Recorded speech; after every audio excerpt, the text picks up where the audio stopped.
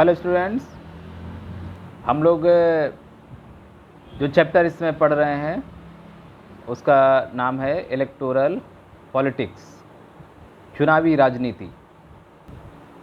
Last कुछ videos में मैंने आपको इलेक्शन और इलेक्शन प्रोसीजर से रिलेटेड बहुत सारी इन्फॉर्मेशन शॉर्ट फॉर्म में आपको प्रोवाइड करा दी है और अब हम उसको डिटेल्ड वे में स्टडी करेंगे। तो इसके लिए आप सभी स्टूडेंट्स को चाहिए कि जब भी आप वीडियो को देख रहे हों तो उसको स्टार्ट करने से पहले या बीच में पॉज करके आप एनसीईआरटी बुक अपने हाथ में ले लीजिए, एक पेंसिल और एनसीईआरटी बुक ले लीजिए। और मेरी बुक ये ओल्ड हो सकती है, मुझे नहीं पता है आपकी बुक में कौन से चैप्टर रिमूव किए गए हैं, लेकिन मेरी बुक के अकॉर्डिंग ये जो चैप्टर है इलेक्टोरल पॉलिटिक्स, आप इस चैप्टर में जाइए अपनी बुक में देख करके जहाँ पर भी है, और उसमें फर्स्ट पेज को क्रॉस कर दीजिए और नेक्स्ट पेज में मेरी बुक में जो पेज नंबर है 58 है, 59 है। आपकी बुक में शायद ये डिफरेंट हो सकता है, लेकिन जो टॉपिक है मैं बता दे रहा हूँ आपको। The topic is why do we need elections, ये हेडलाइन होगी। इस टॉपिक को आप बुक में देखिए और इसको ओपन कर लीजिए और हम लोग यहाँ से स्टार्ट करेंगे। बुक रीडिंग बहुत इंपॉर्टेंट है। आप सभी से मेरी रिक्वेस्ट है कि वीडियो देखने के साथ साथ आप चाहे तो पहले वीडियो देख लें, उसके बाद में बुक की रीडिंग करें तो अच्छा रहेगा। उसके बाद जो भी टॉपिक मैं बता रहा हूँ आप उन टॉपिक्स को वीडियो देखने के बाद में रीड करते जाइए, या कभी कभी आप साथ में ही रख लीजिए बुक, वीडियो भी देखते जाइए और बीच बीच में पॉज करके आप उसकी रीडिंग भी कर सकते हैं। लेकिन हर एक टॉपिक को आपको बुक से रीडिंग ज़रूर करनी चाहिए, क्योंकि उसमें बहुत सारी चीज़ें ऐसी हैं जो आपको वन वर्ड टाइप के क्वेश्चंस के लिए और जो ऑब्जेक्टिव क्वेश्चंस हैं उसके लिए हेल्प करेगा। और कोई भी ऐसी चीज़, कोई ऐसा पॉइंट जो शायद मेरे एक्सप्लेनेशन में छूट जाता है तो वो भी आप कवर कर लेंगे और उस पर फिर मुझसे आप कभी भी क्वेश्चन पूछ सकते हैं, या जो भी आपको क्वेरी करनी है, जो प्रॉब्लम है वो शेयर कर सकते हैं। तो स्टूडेंट, हम लोग टॉपिक लेते हैं आज का, why do we need elections, elections की ज़रूरत क्यों है। सो स्टूडेंट्स, इसके लिए इसी बुक में जो फर्स्ट पेज है जहाँ पे स्टार्टिंग हो रही है उसमें एक केस स्टडी दी हुई है हरियाणा के इलेक्शंस की। हमारे उत्तर प्रदेश से लगा हुआ एक स्टेट है जो दिल्ली एनसीआर से भी लगा है, हरियाणा। और हरियाणा में 1987 के आसपास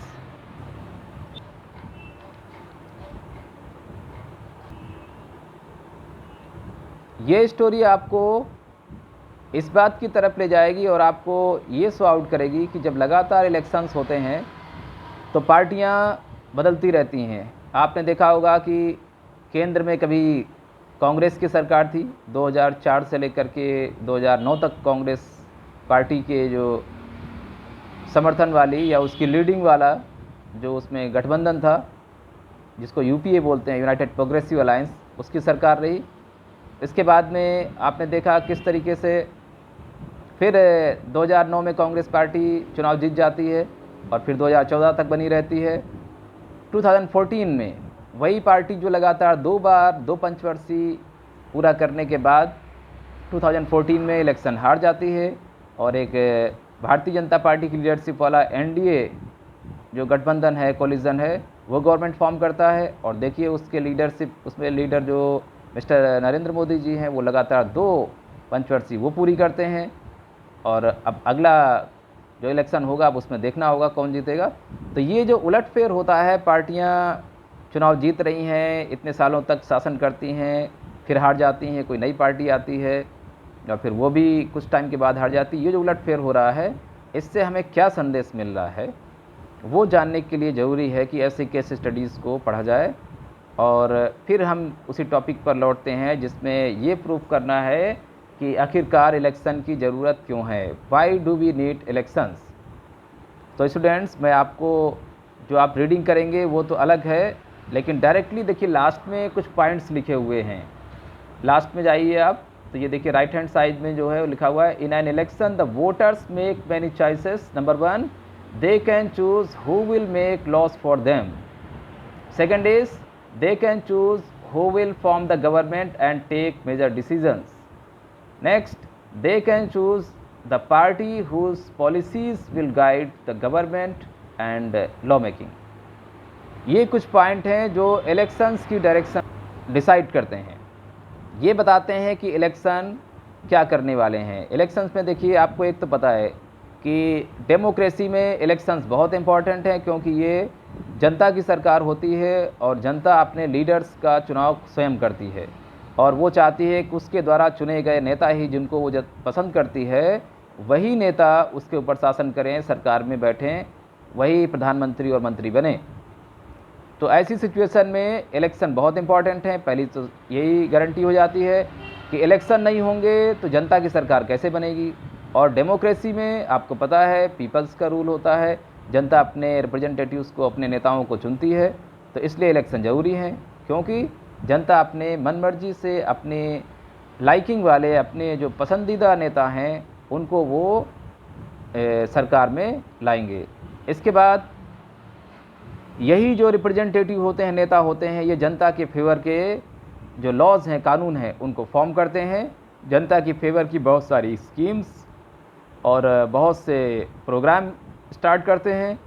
इसके बाद में जनता चुनाव के माध्यम से ही नेताओं को अपने लिए जब चुनती है, तो ये नेता पब्लिक की जो प्रॉब्लम्स है, जनता की समस्याएं हैं, उनको लेकर के वर्क करते हैं, उनको सॉल्व करने की कोशिश करते हैं। और इलेक्शन सबसे बड़ी जो फैसिलिटी प्रोवाइड करते हैं, जिसकी आवश्यकता जनता को पड़ती है, वो ये है कि जब जनता को लगता है कोई पार्टी, कोई सरकार या कोई नेता सही काम नहीं कर रहा है, या अब वो भ्रष्ट हो गया है, अब वो पहला जैसा नहीं रहा है, या उसने झूठे वादे किए थे, वो उस तरीके से काम नहीं कर रहा है, तो ऐसी राजनीतिक पार्टी को बदलने की ज़रूरत होती है, उसको सत्ता से हटाने की ज़रूरत होती है।